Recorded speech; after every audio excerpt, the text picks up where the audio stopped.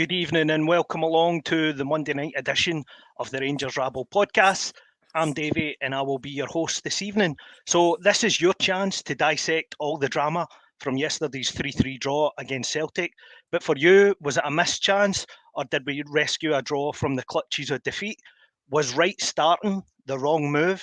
Would Gareth Southgate have been impressed with Butland on the back of that performance? And with Gordon Ramsay in the stands, our defence picked the perfect time to have its very own kitchen nightmare. Some of the many talking points me and the guys will look forward to this evening. So be sure to give us a call on 0141 628 7237 and we'll let you know as soon as the lines are open. And delighted to say joining me this evening is the trio of Connor, Wilf and Brian, and a freshly saved Connor from last night's Scottish Football podcast. Indeed, yes. Well, time for a bit of a change up. Got to keep it fresh. That's the way to go. You know what I mean? But I just about sort of caught my breath after that yesterday. It was certainly, well, a hell of a start to a Sunday afternoon. That's for sure. And Wilf, I was with you on the podcast on Friday night. How are you feeling after yesterday? You know something? 30 hours later, I still don't know. Because at half time, I'd ripped your hand off for a draw. And when the final whistle went, I was gutted we hadn't pulled a victory out of that. I mean, it was probably one of the bizarrest Old Firm games in a long, long time. We'll get into it, but first half, we were an absolute shambles. As I say, at half time, I'd have ripped both your hands off just for a point. And then we get the point, and then we'll let them score straight away. I mean, that's just, we'll get into it. It's just, I really don't know what to feel about it at all. And Brian, is the day after, is it any easier, or you still been thinking about yesterday all over? I'm actually still in disbelief about yesterday. The place was jumping at kickoff. 20 odd seconds in, it's as flat as a pancake. And then after half an hour, it's even flatter, which if that's possible. As Wolf says, you'd have bitten the enemy's hand off for a draw at that point. It's still, Wolf will probably remember this game, it's probably the most bizarre Old Firm game since the 4-4 in the mid-80s. It had everything, it was just bonkers. And yeah, we'll get into the game, but yeah, bizarre game. Yeah, Brian, my granddad told me about that game. So it is the phone in, and it is 0141 628 7237. The lines are open, and Martin will be on the other end to take your call and put you through to the guys. So we'll start with yesterday, and we'll start, Connor, with the team lineup. I think that caught everybody by surprise, especially in our group chat. Did Clement, for probably the first time this season, really get it wrong? I think so. Look, the first thing to say in slight mitigation for Big Phil is the fact that he was hamstrung with the injury problems that we've got. I mean, there's no way in this planet that if Red Van Yilmaz is fit, that Stelling starting at right back, for example, we would have had, Red Van starting in there, which I think would have then probably meant that Scott Wright also wouldn't have started, because if Red Van's starting there, then Stelling probably goes into Scott Wright's position. I can understand why he didn't start Sima, because he's just came back and, off a long injury layup. That would have been a risk to take to do that. But, reality is, I think he clearly did get it wrong. I think Scott Wright, for me, should not be starting Old Firm games. I mean, I wouldn't be starting them in really any games for us, because, okay, sometimes when he comes off the bench late on in games, if you need some legs and you need a runner, absolutely fine, not a problem. He'll give you that, and that certainly helps to tire out already tired defenders. So I don't have any complaints when we do that. But when you start him, he's just not got it, particularly in these big occasions. His quality's not there. He shrinks away far too easily. We've seen it before as well. not the guy you want when your backs are up against the wall. You know, he doesn't step up to the plate often enough. We've seen it earlier in the season. You know, he was one of the main culprits in getting Michael Beale sacked in that game against Aberdeen, where he comes on and I think probably intentionally gets himself sent off because he clearly wasn't interested in that game. And I don't think it was the right choice in starting him. Albeit you can't legislate for a horrendous start to the game like that, because for all we talk about whether Wright or others or even Lawrence should have started, James Tavernier is going to start every game for us. That's not in doubt. And he makes a horrendous error 21 seconds into the game. And I mean, there's no much that Big Phil can do about that one, really. Now, Wilf, we spoke on Friday night in regards to we expected to press Celtic high and use pace and power and try and get ourselves 10, 15 yards up the pitch. And I'm pretty sure in everybody's lineup they had mentioned that we would start Sima. Was it a shock to you in terms of how we lined up, both in terms of personnel and, of course, tactically? Well, I can only assume that Sima didn't have more than a half of football in him, and the manager decided that he was hoping that he wouldn't even need him for a half, and in turn, what he did, he brought him on at half time correctly in my view. Because if Sima had an hour in him, which I would have assumed he would have had the way the manager was speaking, I can't understand why he never started him. I really can't. I mean, as Connor says, Scott Wright shouldn't ever be starting for Rangers. It's not Scott Wright's fault. He's not good enough to be a Rangers player. A Rangers starting player, certainly. But that's not his fault. He does what he can when he comes on. He's not at that level. I think he's a good substitute to bring on. As Connor said there, when teams' defences are tiring, you say, look, go and run at him. For example, like say yesterday, if you could have brought Scott Wright on with maybe 20 minutes to go and said, right, Alistair Jones can just run at him. You know what I mean? Something like that, and that's what he would do. He does what he's told. He's not, for me, he's not particularly a good starting player. I don't think he gave, Tav was absolutely shocking yesterday, but I don't think he had any protection in front of him because Scott Wright didn't help him out at all. And I'm just going to stop you there a second, Wilf, because we've got Ian waiting on the line. Ian, welcome to the Rangers Rabble phone in. Evening all. How are we all? Not too bad here, Ian. What's your point this evening? Okay, so I'll try and I have a long one, but I'll try and go as quick as I can. But it is a long one. So, to put it this way, every time you always get some people who say what's the biggest match and biggest game in all of football and all that.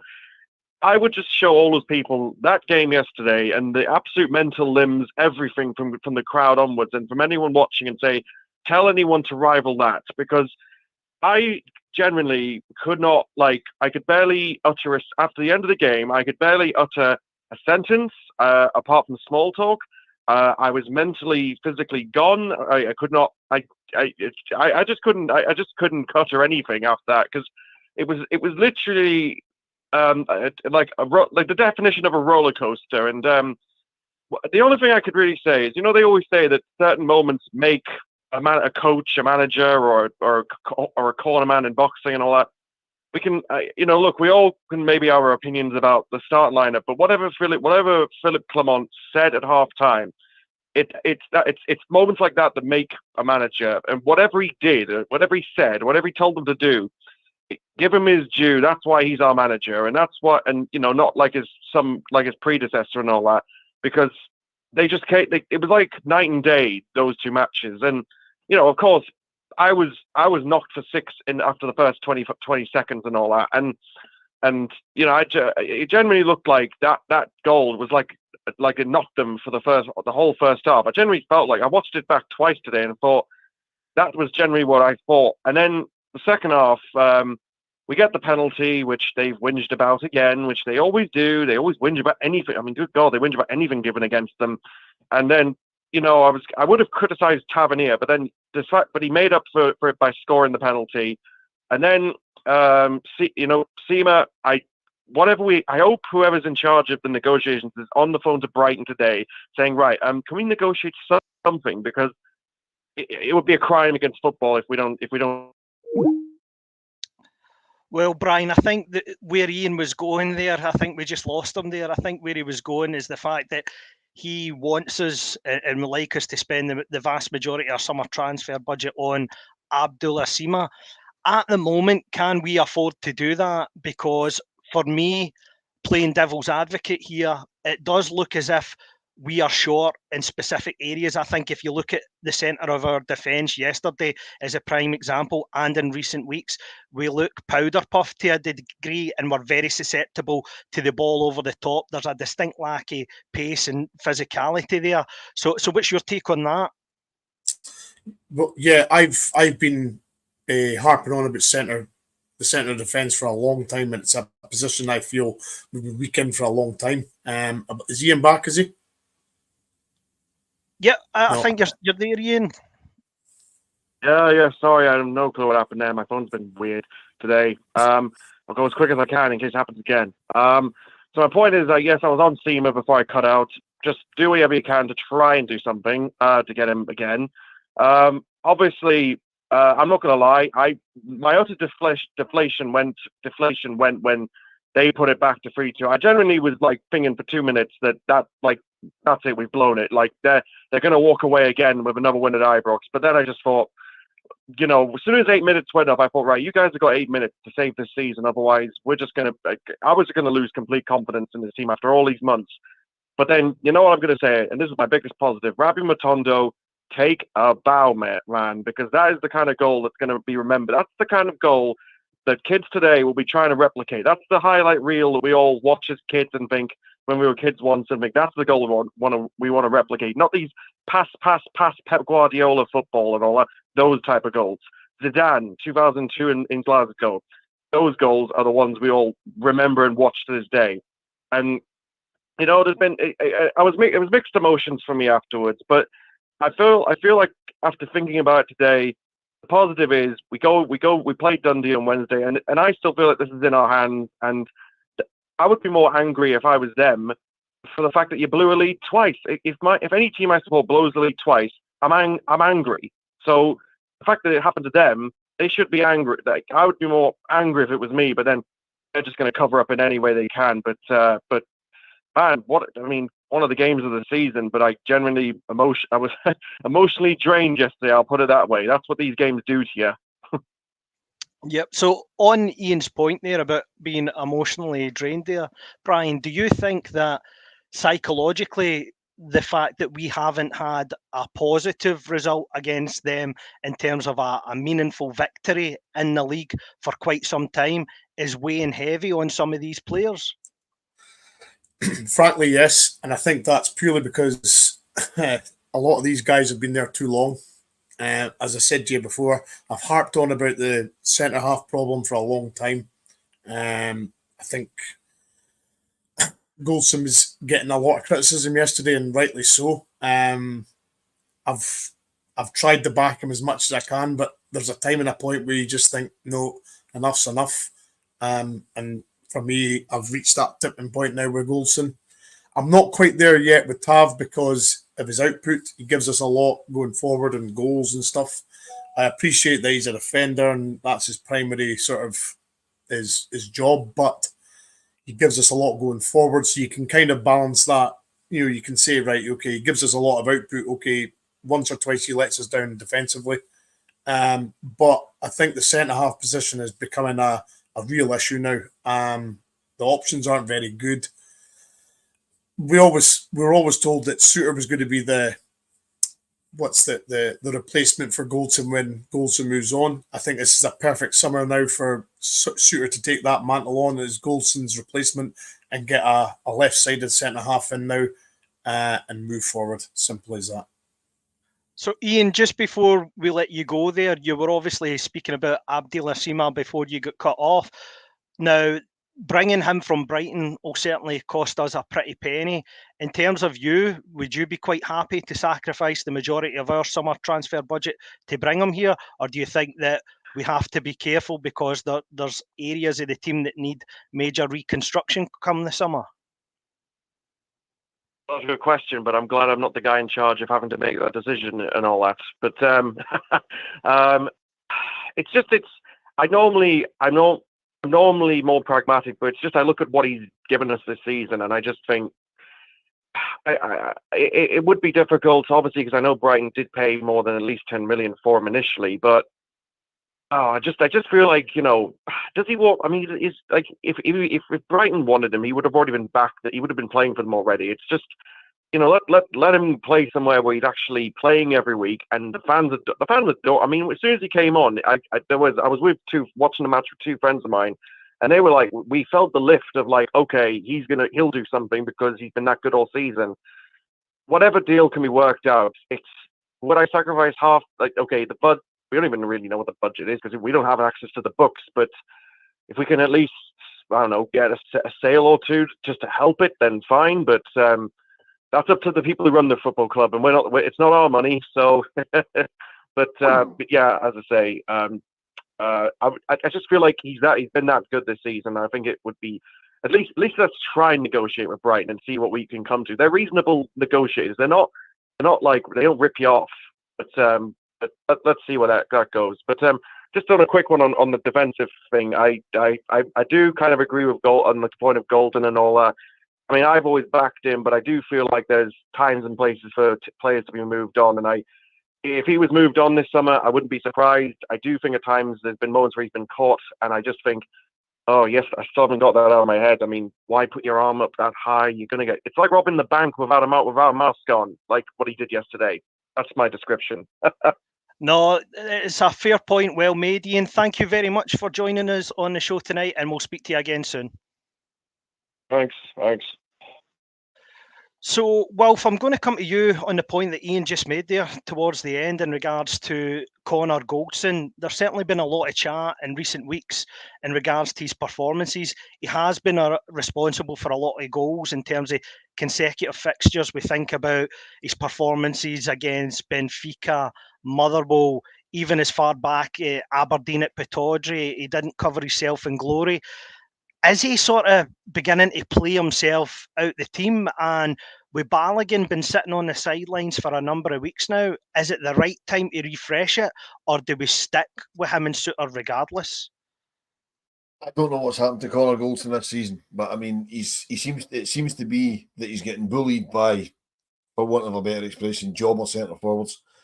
I mean, any guy that's big, 6'2", 6'3", big physical, they just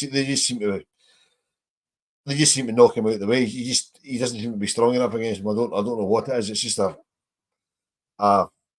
that seems to happen this season. Whether it's one of those he's got to that stage in his career, and instead of it going down progressively, he's just fallen off a cliff. It's just whether it's confidence or concentration or what it is. It seems to me that he's getting bullied by players that never bullied him before. I mean, it's. You've got guys at Motherwell and at St Mirren and Livingston and guys like that. They're basically just knocking him out the road. You know what I mean? And his reading of the ball's terrible. His heading's awful. I mean, he should have scored yesterday. The only decent header he's had was when he scored their own goal. Was the own goal that he scored a few weeks ago. You know what I mean? I mean, if he'd headed the ball like that yesterday, it's 1-1 and it's a totally different game. But the ball came off his shoulder. That's why I'm thinking there's something wrong with his concentration, because his timing's all over the place. You know what I mean? He's got loads of time to see that ball coming in yesterday, and he jumps and hits him on the shoulder. And he had one last week against Hibs that hit him on the shoulder. You know what I mean, it's a pattern that keeps emerging. I think it's time to give him a rest. I'm not writing him off completely, but there's a little thing in the back of my mind thinks that obviously we substituted a couple of minutes to go yesterday. Was that the manager showing a decent bit of man management, taking him off so we can leave him out on Wednesday and say, look, he picked up a niggle? That's why we took him off with a couple of minutes to go, so we didn't aggravate what he's got. He's maybe not got anything. He maybe has got a knock. He maybe hasn't got anything. It's maybe, and I'm only surmising and guessing. It's maybe, Philippe Clement saying, look, I've done that so that I can say to people, you're not fit enough for Wednesday, and it gives you a rest, takes you out the firing line, and it means big Liam Balogun comes in. John Suter moves across to his preferred side. And that shows up the right-hand side of the defence a little bit, because I've still got worries about Tav, but I mean, we shouldn't hopefully have too many worries against Dundee. But against Celtic, Maeda, ripped Tavernier to shreds yesterday, as we said earlier. So that's still a concern. But the Goldson point, I wouldn't be at all surprised if he's dropped on Wednesday. No, it's a point well made, Wolf. We have Rabble phoning royalty joining us now. We have Jim and Kirky. How are you? Good evening, lads. No great. I absolutely got it with yesterday's performance. Obviously, the first half, I thought we were a shambles, mate. I really did in the first half, and I find it difficult to go over it. Saying to Martin there, we'll stick to the first half at the moment. We're talking about Golson. Golson's got to go, mate, right? And Tav, I've been saying for weeks now, Tav, my biggest, putting the goal aside, if you actually watch the game, see Tav's distribution, the short passes, the 15, 10-yard passes, they've been shocking recently, and I hate saying that about Tav, I really do, because we always talk about going forward, and probably a lot of the guys listening and maybe give a bit of criticism for that, but his time's coming to an end as well. If it's not this season, it's next season. And another thing about defensively, I'm watching a game, our biggest game of the season, and see the pass backs we're doing now. My heart's in the mouth. Every time they get the ball, they pass the ball to Jack Butland. How many times has he managed to clear the ball with skin his teeth with these pass backs? And I don't know whether they're passing the buck with that or they're looking, because obviously I'm watching this one on TV, if they're passing the buck or they're lifting their head and there's nothing in front of them. And my other point is, Silva, I wouldn't let him anywhere near a Rangers strip again. I really wouldn't. I was embarrassed with his actions yesterday. It was a penalty kick, but even the dive during the penalty kick thing, I thought it was an embarrassment yesterday. And I think they're carrying too many passengers, because we can talk about it every week. And honestly, see when it comes to, I'll call them cup finals against Celtic, I thought we were awful yesterday, and we got out of jail big time. If we're really honest with ourselves, we were awful. And the only the kind of plus side for me, we all see the game differently. I thought Big Dessers led the line all right yesterday. I thought Carter Vickers, I thought he knew he was in the game yesterday with Dessers, and I was really pleased with Dessers. I'm obviously taking guys like Seema and Sterling for Jim was making a great point there. You just knew it was coming. But Connor, we'll start with the first one that he touched on there, and hopefully we'll get Jim back in regards to James Tavernier and his performance yesterday, and more so his performances in these types of games. Now, Neil Lennon's comments are probably something that aren't welcomed on the Rangers Rabble podcast, but does Neil Lennon have a point in what he was saying? Is Dyson Maeda in his head psychologically in these games? Because he is a very relentless player in the fact that he doesn't give players a minute. He's got terrific pace. And as we've seen in the last couple of seasons, there's been a distinct decline in Tavernier's pace in these games. So what's your take on it? I mean, there has you can see there has been in these particular games a bit of a decline. I mean, don't get me wrong, as you say, Neil Lennon's comments are about as welcome as diarrhea in a wetsuit on this programme. But, you know, the reality is that I think Tav struggles with the pace, particularly when it's a quick start, because what they were doing yesterday, they came out and they were pressing us high for the get-go, right? That's what they were doing. Now, I don't know if it's that we weren't expecting that. To be fair, I wasn't necessarily expecting it, but then again, I'm not a professional football player. It's not my job to understand these things. It is for you know, the tacticians, the manager, and the players to get that. And he struggles for it. Don't get me wrong. I agree with what Wilf said earlier. I don't think he had a lot of help alongside him in that left-hand side. I think he was having to do a lot of the work by himself, because Scott Wright was just nowhere to be found.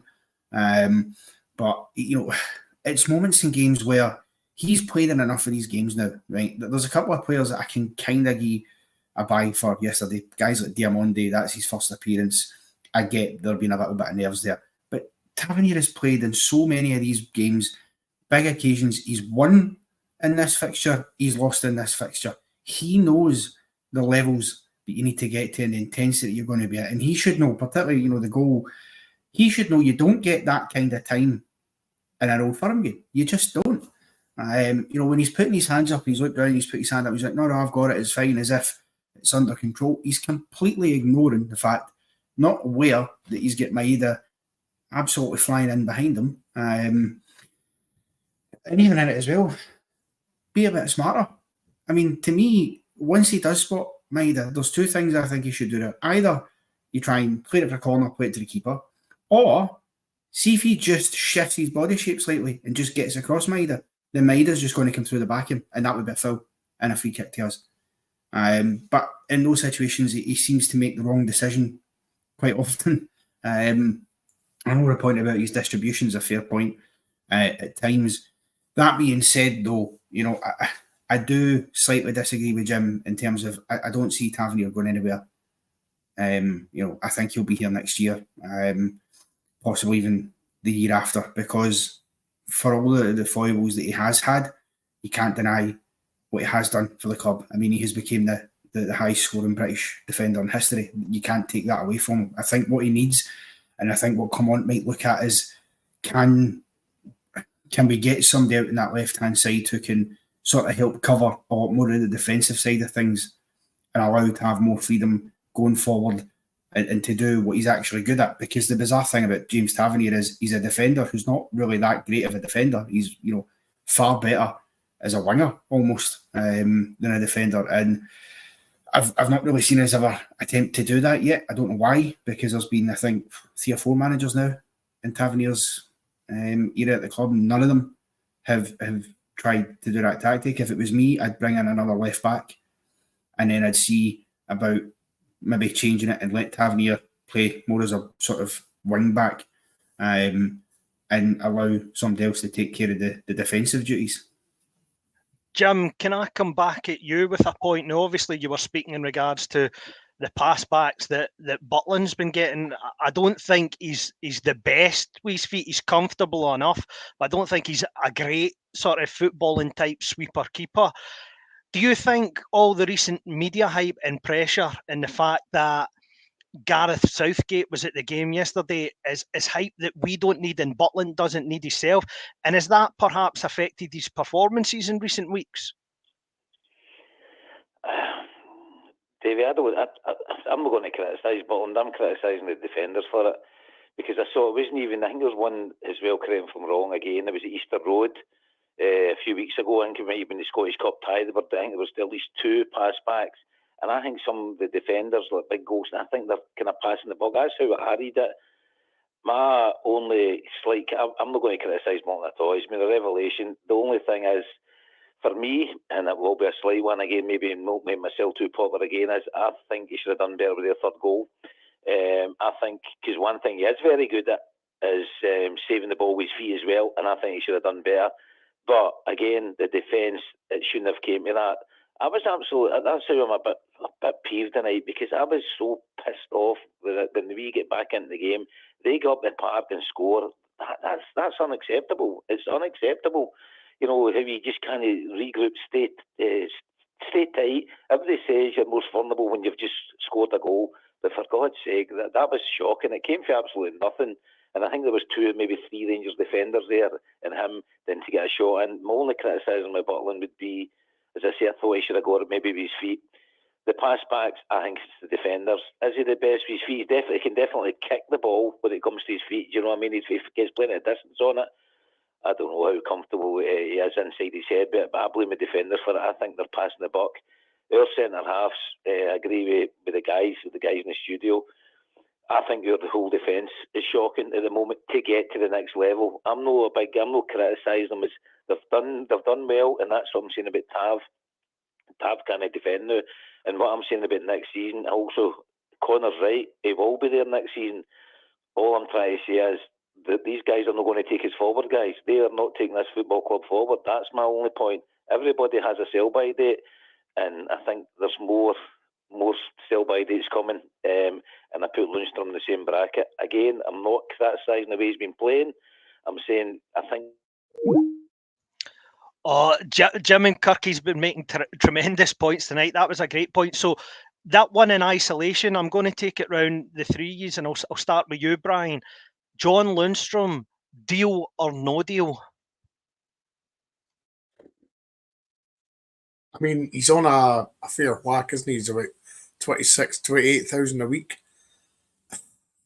That's a serious amount of wedge. I mean, what is he, 30? 30? At tops, you if you were giving him a deal, it'd be a 2-year max. There's enough in me that I've seen this season out of him that he's worth staying.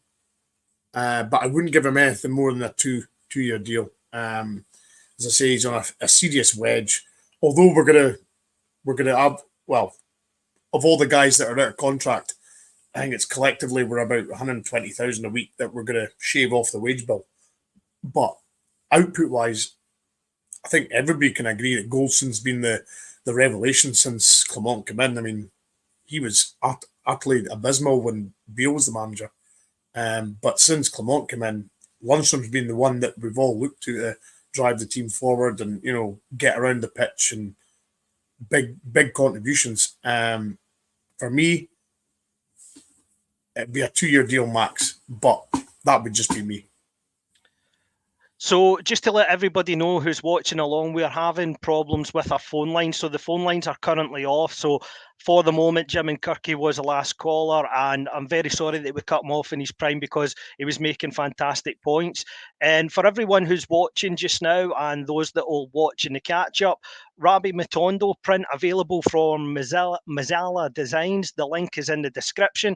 Just click on that and follow your link through to that. So, Wilf, what's your take on John Lundstrom?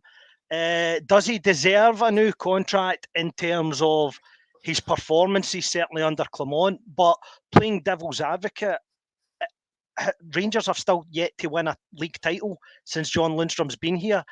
And are we too slow and pedestrian when John Lundstrom plays? Do we need to be sort of looking at a younger model to take the mantle forward? I'll answer this honestly and hope my daughter's not watching, because if I say we need to get rid of Lundstrom, she's never going to speak to me again. I think personally, as Brian says, he's on a lot. He's on a lot of money. He's on a big wage at Rangers, and he's not really earning what he's what he's getting, or what they say he's getting paid.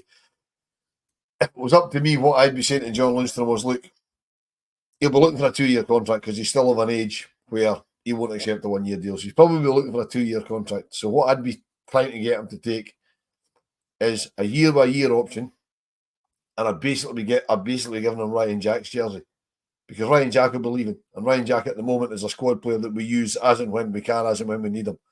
That would be. I wouldn't put Lundstrom as sign him as a first team starting player. I'd certainly have him about the building. Use him when we need him, but you can't rely. You're right. The game's too slow when he's in it. But there is going to be games where we could probably utilise him, to slow the game down, to see the game out, all that sort of stuff. But I wouldn't be saying, right, my first 11 is, and Lundstrom's one of the names on it. No. And Connor, what's your take on it? I'll take myself off mute first. That'll help. I tend to agree with Wilf, to be honest with you. I think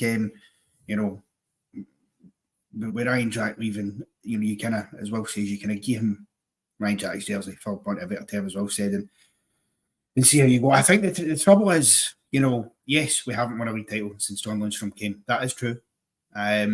Although he does have 2 cup wins under his belt and the Europa League final. So, I think you can look at the positive and negatives. And I don't think it's obviously not his fault alone that we've not won the league the last 2 years.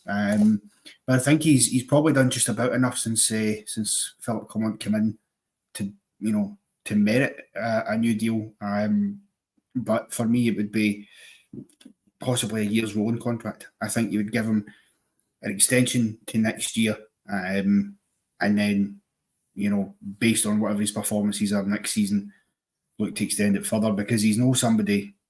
It's not like we're going to get money for him anyway. He's at the stage of his career where, when he leaves us, you might see him play for one other club, maybe lower down somewhere, maybe down in England again, before hanging up the boots, really. So I think in that aspect, I'd be wary about, giving him too long of a deal. But look, I think he has contributed for us. I think he's had some issues, without doubt, in terms of there's been a few big games that he could have done a lot more in than he has done, I think, yesterday included. But that being said, players with his kind of experience around the club can only be helpful for new players, particularly younger ones that we bring in the summer, because Clement is going to bring in, I'm sure, a number of players, because there'll be quite a few going out.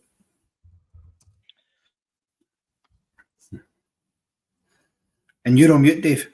While Davey finds the mute button, that gives me a great Sorry, opportunity. my apologies. I was entitled to one mistake. Sorry, Davey. I was wanting to jump in anyway, Davey. The problem that we've got, right, and it's not just with Lundstrom, right. If you look at the whole thing, since we're not in the position to take calls just now, we can maybe expand on this a little bit, right. The problem that we've got is that there's doubts, but whether we need to re-sign Lundstrom, right. There's calls to get rid of basically 3/4 of the defence, right. The midfield needs beefed up. We've got striking issues. We can't change the whole team. We don't have the finances to, and it just wouldn't work, right. Now we're in a position that previous managers have left us really short in certain positions, right.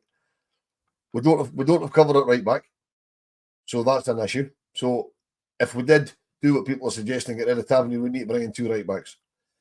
Okay, if Goldson went, we'd need to bring in at least another 2 centre halves, probably 3 centre halves. We already need to bring in 2 strikers and a midfield player and somebody to play wide right. So we can't get rid of everybody, which is one of the reasons I'd say keep Lundstrom about the building if he'll re-sign on lesser terms, because you have to obviously pay them the money conducive with how you're going to use them. Because as Brian says, there'll be about 120k coming off the wage bill, but we need to use that wisely to bring people in. But we can't change the whole team. We just can't. It just isn't financially possible, and it just wouldn't work either. I think what's tied in with that is, in order to sort of refresh your team, you need to have sellable assets, and at the moment there isn't too many in our team that will generate the sufficient cash enough to redress every issue that we're having in our team. But if we look at it from a positive manner, the way that we affected the game in the second half yesterday was both pace and power. And when we became more direct and went to Celtic and pressed them that 10, 15 yards higher up the pitch, we looked a much better side. So the enigma that is Rabbi Matondo, Brian, is he just an impact player, or can he be of use? So can we use him from the start? Can we stretch teams by going Sima wide right, Matondo wide left in games that we have to win going forward? Or is he a much better option from the bench when the game's tight and then use him in that fashion? I think he's more a guy that is used to not playing against a low block, for example. He's got the pace. That's one thing that's abundantly clear. He just doesn't get to use it an awful lot in the SPL because, as Connor and all the guys say in the Scottish Football Show, we're playing against a low block all the time. There's not a lot of room. So he can't use his biggest asset as in pace to go past full-backs or centre-halves or whatever, because there's no room for him. In a game like yesterday, he's going to get the odd bit of room because, you know, Celtic are coming at us or whatever, and he's got a little bit of, he's got the chance to do the overlaps and do the, you know, counter-attacks. So he does get the chance to use his pace in those sort of games, like Europe as well. Whereas in the run-of-the-mill SPL, he doesn't get to use his pace often because we're always 80%, 70% possession, always in the opposition half. There's no room to move the ball or play that killer pass. So unfortunately for Matondo, a lot of the run-of-the-mill SPL games, he's not getting to use all that pace because there's no room. I'll tell you what, though, that finish yesterday, I seen somebody on X comparing it to Kevin De Bruyne's goal the day before, or was it, yesterday. I mean, that goal, if it was scored by anybody else, if that was in the EPL, they'd be going on about that goal for weeks. It was a tremendous, I mean, that's 2 weeks in a row he's done it. He did it against Hibs, and he done it yesterday. He's obviously got the talent. I just feel sorry for him because we're not getting to use his biggest asset, which is as simple as that. Well, for you, has he played his way into the starting 11 for certainly the next fixture come Wednesday? Don't know. I don't know whether that pitch would suit him, to be honest. I mean, you know, I've got my serious doubts about the state of that pitch in Dundee on Wednesday, because it looks like it looks a shambles as it is, and it's supposed to pour with rain right across the Dundee area tomorrow. So hopefully they've got it covered up and we actually get a game on.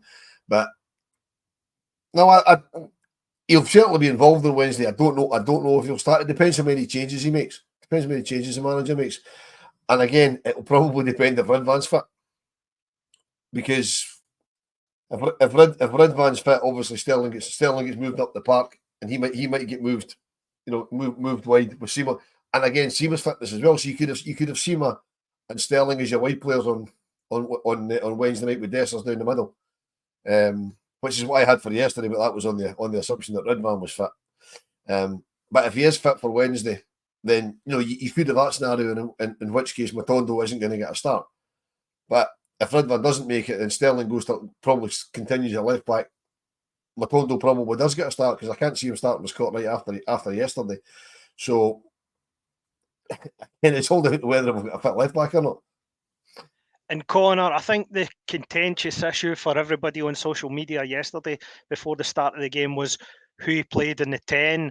I'm assuming, based on yesterday's performance, you think that Tom Lawrence has played himself out of contention. And going forward, is it Cantwell's time now to shine? Do we just give him the reins and let him try and influence all these winnable games come now in the end of the season?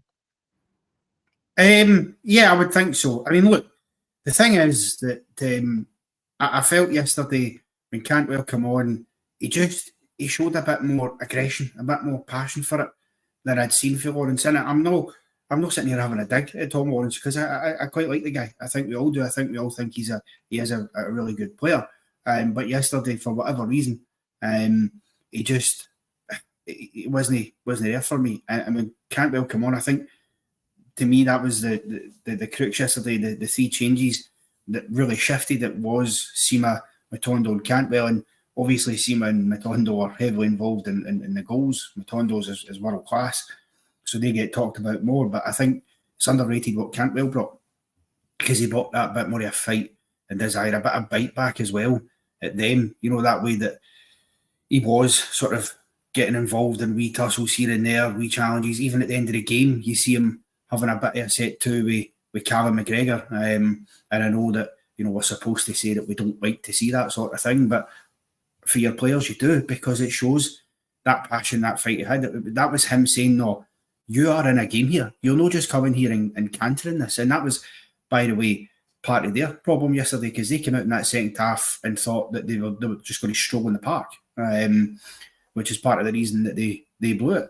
And we obviously showed that aggression to get back in. So I think, if he can keep that kind of performance level up and show that, I don't see any reason why you don't play him in the rest of these games. I think that's the thing. And I do think as well, I know there's a lot of disappointment in there about the overall performance and result yesterday, particularly the first half. But the thing to remember here is that mathematically, we can win this league title without having to beat them. Because obviously I want us to beat them, right? Of course I do. But if we win the other 6 games and then we draw at Parkhead, then we win the league. So in that aspect, it doesn't happen very often, but it is possible. And I think what we need to focus on doing is get the results we need to get between now and whenever that fixture comes along. That starts on Wednesday night at Dundee. And then you can apply your pressure, because also, thanks to Dundee, who not only done them a favour by rolling over and letting them tickle their bellies for a 7-0 smashing about a month ago, but also thanks to their pitch getting called off, we went into yet another Old Firm game behind them in the league, because we had obviously that game in hand.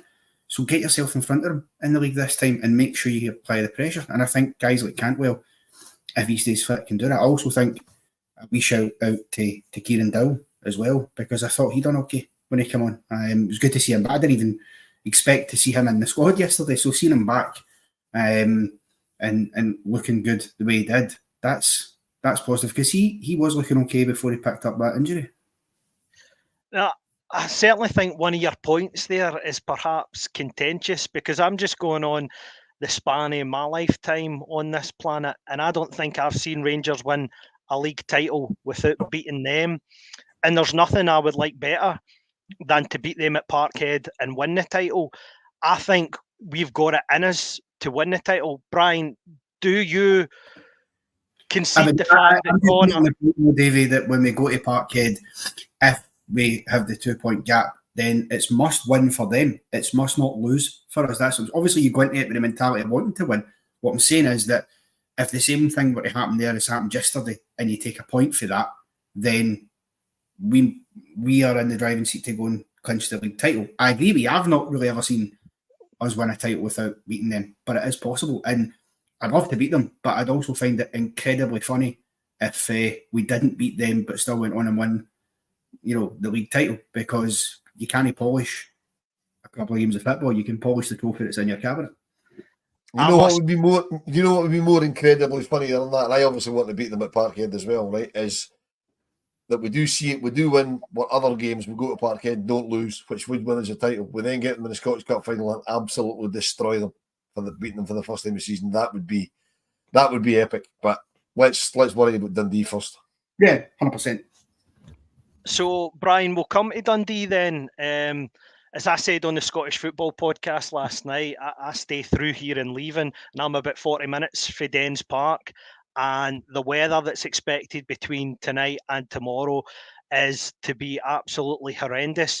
Now, if you watch that game against Motherwell for Dundee on Saturday, the state of the pitch, is beyond a joke for a professional football pitch to look like that. How that game was allowed to go ahead is beyond me. It took 3 pitch inspections. I do believe they've had rain covers sent to them from their friends in the East End of Glasgow. But is it a worry for you that the game does not go ahead, considering all those factors? And if it does go ahead, considering the amount of players that we've got back from injury, will that then alter Clement's selection on Wednesday if it does go ahead? Undoubtedly. I think you've got to worry on both accounts, the pitch and the match situation as in going forward with postponements. I mean, as you say, you look 200 yards down the road and Tannadice looks like an absolute carpet. And then you look across where Dens is, and it's like a ploughed field. It's an utter disgrace. And as you say, they've got their pals from the East End giving them a rain cover, just to help them out. I mean, how this is actually happening in Scotland, well, top flight in Scotland is frankly really bad. There's Highland League teams, there's junior teams, I'm sure across Scotland that have got far better surfaces than Dundee. I actually believe Motherwell spent about $1 million on their pitch to sort it out, and fair play to them, they have. They sacrificed that $1 million on the playing staff to sort their pitch. I believe Dundee, haven't done anything to their pitch recently as far as like trying to upgrade it or make it better.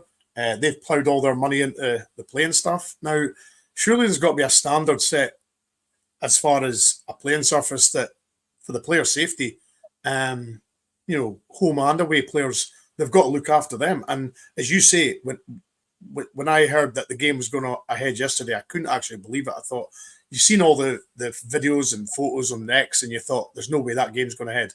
But when you take in consideration, they've got us on Wednesday, and then I believe, well, they're away from home on Saturday. But there was just no, if they weren't playing us on Wednesday, I guarantee you that game yesterday or Saturday was postponed. But because they were playing us on Wednesday, there was no way they would have allowed that game to be postponed yesterday.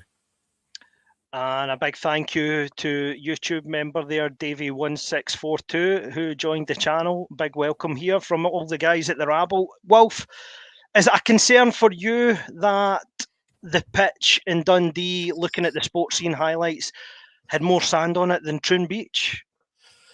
The concern for me is that the game on Wednesday has to get played, because obviously the split starts after the games on Saturday, or in Sunday in our case when we're up in Dingwall. So after this coming weekend, that's the 33 games played for the first part of the season. Then it goes to the split after the cup semi-finals the following week. Now, it's happened in the past where there's been games held over because the teams involved have been either in the top 6 or in the bottom 6, but Dundee are neither in the top 6 or the bottom 6. They still need, I think they still need a point to finish in the top 6. So okay, they're at Aberdeen on certain Saturday, so chances are they'll get their point at Aberdeen, but they can't take that risk, so they're going to have to get the game played on Wednesday, because where else can they shoehorn it in? They can't leave unless if it gets cancelled, unless they say, well, we'll leave the split for a few days and we have to play after the cup semi-final in the midweek once Dundee get their pitch together. But it's an absolute, I mean, it's a disgrace. The fact that they've had to borrow rain covers. I don't believe for a minute that Dundee Football Club don't have rain covers, or between Dundee and Dundee United they don't have rain covers that we fit, because we all know what the weather's like in Dundee. They know what the weather's like in Dundee. You know, the pitch is a disgrace. How that game got the go ahead on Saturday, I've got no idea. I saw the same videos as everybody else on Sky and, you know, from media guys on X. And the referee's tried to bounce the ball and it just stuck in the sand, right, the bit right in front of the technical area. I mean, it's supposed to rain big time tomorrow. So I've got my doubts about the state of the pitch, but I fully expect the game to go ahead. Listen, David, I'll say right now, right, personally, if that game doesn't go ahead on Wednesday because of your pitch, once again, as far as I'm concerned, the powers that be now, for obvious reasons, will never do it because, you know, the conspiracy theorists and all that. But quite frankly, if that game doesn't go ahead, instead of trying to shoehorn in a fixture somewhere where you don't have a schedule to put it in, because like Will says, the pre-split fixtures have to happen before Saturday, because even if, you know, Will says, well, they might get the point at Aberdeen, but bear in mind, Hibs and Motherwell play on Saturday, and that's a huge game for them, because by all accounts, the winner of that is directly who Dundee are going to be competing with to get that spot. And if they've still got a game in hand, you can't be sure that they would have that. So far as I'm concerned, if it gets called off, Dundee should forfeit that game and the point should come to us as a 3-0 forfeit, purely because you can't have situations where you're consistently having to accommodate a club and shoehorn games into a fixture list that you don't have the room to put it into. And it also would create, I think, an unfair disadvantage to Motherwell or Hibs, because if they win that game and they're sitting sixth, however unlikely it might be that Dundee would beat us, there's still a world where that would happen, and you'd already have that problem getting into the split. So as far as I'm concerned, that's what I would be doing, albeit if that happens. As Robert says here in the comments, and I was just going to make exactly the same points. Imagine the meltdown if we get awarded a point, if we get awarded 3 points because they can't fulfil the fixture. I mean, we already tell them that that their so-called second 9 in a row was 8 3/4 because they were awarded it on a computer because they made sure the season didn't finish. I want the game played. I mean, I don't want to win titles because teams can't fulfil fixtures. I want the game played. I get the point. I get the point. Something has to be done to Dundee. Something should have been done to Dundee after their game with Aberdeen got called off an hour from kickoff, which was a month before their game got called off. They're making no strides to do anything at that pitch because they want to move to a new stadium, which they reckon they'll be in at the end of next season. They've not even got permission for it yet. It's an absolute joke. The boy in the Elms is ripping Scottish football a new one. Something needs to be done with Dundee. For me, if the game can't go ahead at Dens, move it across the road to Tenerife. I mean, if they won't move it to Tenerife, then you need to look at sanctions against them. But I mean, they were talking about if the Motherwell game didn't get played on Saturday, they were going to try and play it yesterday. And if they couldn't play it yesterday, they were moving it to Airdrie, playing it on plastic behind closed doors on Monday afternoon, this afternoon. That's unacceptable. That's absolute. That was what the plan was. That's absolutely unacceptable. What are they going to do if their game's off on Wednesday? What we'll do is we'll play it Friday morning at 9 o'clock on Tony Glenn's plastic pitch with no supporters there. You know what I mean? They can't do stuff like that. Something needs to be done about Dundee, but we're not here to talk about Dundee. We're here to talk about, obviously, about our club. But that pitch worries me. Maybe instead of you all us win, maybe to avoid any confusion with the split, you just deduct the 3 points off them automatically, and then no matter what happens in the game, when they do reschedule it against us, should it get cancelled, they then can't jump into the top 6 after the other teams already think they've got it. Maybe that's the way. Just throw them out the league. Throw them out the league and just deduct any points people have got against them, and that'll sort that out. That'll sort them out. Absolutely. Call me cynical, but I'm old-fashioned and I like to earn every point that we win, Brian. Yep. So let's just say that the game goes ahead on Wednesday, regardless of conditions of the pitch, weather. What do you think we have to do on Wednesday? Do we need to change the shape, tweak personnel? Does Balogun come back in? And the only reason I say that is because the last time we had a very comfortable victory at Dens, and I felt Leon Balogun was pivotal to that. Dundee do have pace on the break, on the counter, quick in transition. Is Balogun's recovery pace going to be key in a game like this? Could be, and I almost feel it's going to be a battle on Wednesday. I don't with a pitch like that, it's certainly not going to be pretty, and certainly not playing against Dundee, it's not going to be pretty. So you're going to need every man in the trench and just dig it. This could be a real horrible, narrow win. It's got every potential for that, and you need guys that are in the trenches with you. They're going to put their bodies in the line. Tackles, just blocks. It's going to be that sort of game, I think. So Balogun could be very crucial on Wednesday, and he's not one to get pushed around and shoved around like Goldson did at the weekend. Balogun's the opposite. He imposes himself on the centre forward, so it could be actually a really good game for Balogun to come in. But I do believe it's going to be a pretty much horrible game for us to play. I mean, yeah, we won 5-0 last time, but I don't believe their pitch was that bad as it is now. But no, I'm really expecting a real horrible, narrow win. And we need all the battlers on the pitch that we've got, because, as I say, I do believe it's going to be pretty tricky. Well, obviously Dessers has been leading the line in recent weeks and probably will continue to do so. But if you look at the bench and the change of personnel, he's decided the last 2 games not to have a central striker on the bench. And if we take Kemar Roof, who is currently fit at the moment, I'm kind of thinking that he won't be on the bench come Wednesday either, considering the state of Dens Park, because if he goes on that part, he'll end up with no legs with his record. Well, is Kemar Roof fit though? Because we were told that he was fit. He got left out against Hibs because he couldn't have 4 or 5 players that could only do a limited amount of time. Then we don't see him anywhere yesterday when we didn't have that issue. So I don't know what the current status of Kemar Roof's fitness or otherwise is. But no, I don't expect to see him on the bench. So we won't have a recognised striker because they're all injured. Danilo's injured. Roof's whatever's up with Roof. Young Lovelace isn't back yet. So I mean, Dessers is just going to have to put it in. And Dessers, to go back to the game yesterday, Dessers worked really, really hard yesterday. I know he missed a good chance right at the end. But I mean, I noticed getting towards half time that he was getting really, really frustrated. He had no support on the press. He was pressing Joe Hart, who was passing the ball to the right back, and he was chasing the right back, who passed it to the left back. And he's chasing him because Fabio Silva wasn't helping him, Scott Wright wasn't helping him, and he was just getting completely frustrated. You know what I mean? So I mean, he was trying his best to do what he was told and lead the press, but you can't lead the press on your own.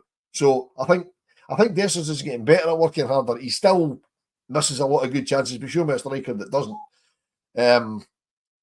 I was absolutely devastated for him yesterday when his goal got chalked off. The second goal, which we didn't touch on when we were talking about the game before the phone lines went down. And to go back to that, it was a free kick.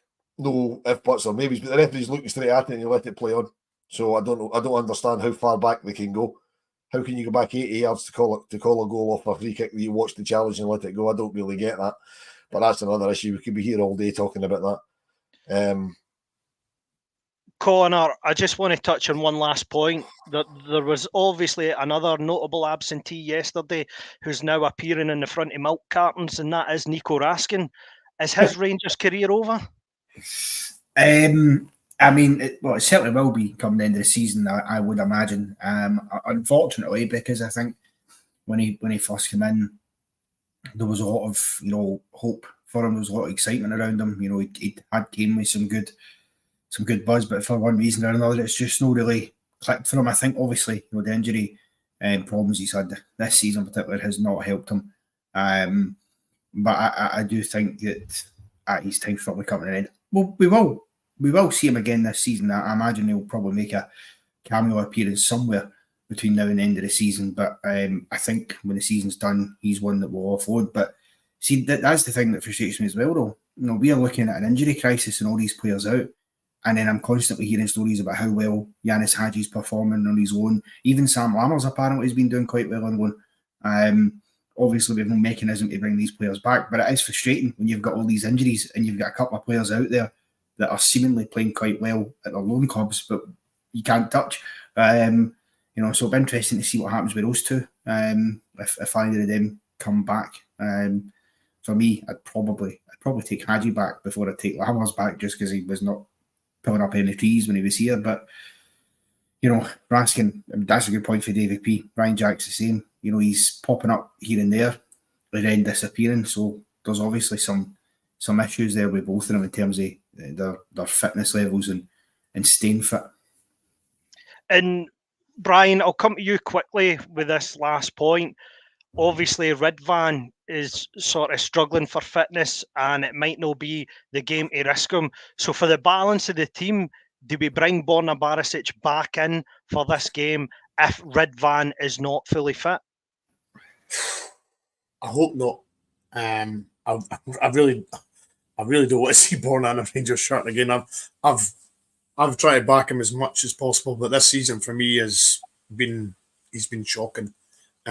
He's really he's like a lot of players, he's outstayed longer than he should have. But no, I would not play Borna on Wednesday. Just purely because you just can't rely on him. And for tackles wise, we're going to need somebody that can tackle on Wednesday, and Borna's not that guy. So no, I really wouldn't play Borna. Unfortunately, the only other options you've got is Sterling. I mean that's how bad the situation is now. We've only got Sterling that can fill in. But I would not risk Ridvan on Wednesday purely because I'd like to think that we could play Sterling at left back and get by that game, and keep hopefully another week or another few days under Ridvan's belt, and he'll be fitter for the run-in. I'd much rather have a fully fit Ridvan going into the post-season split games than a game against Dundee away. So no, for me, Borna, no. And Wolf, I'll come to you with the last word on this because I saw you sort of shaking your head in disagreement there with Brian. What's your take on it? I think you could play Barisic. I'm done. I mean, I'm done with him as well. He's done great in the time he's been here. But the last kind of 18 months, he's really not been on it.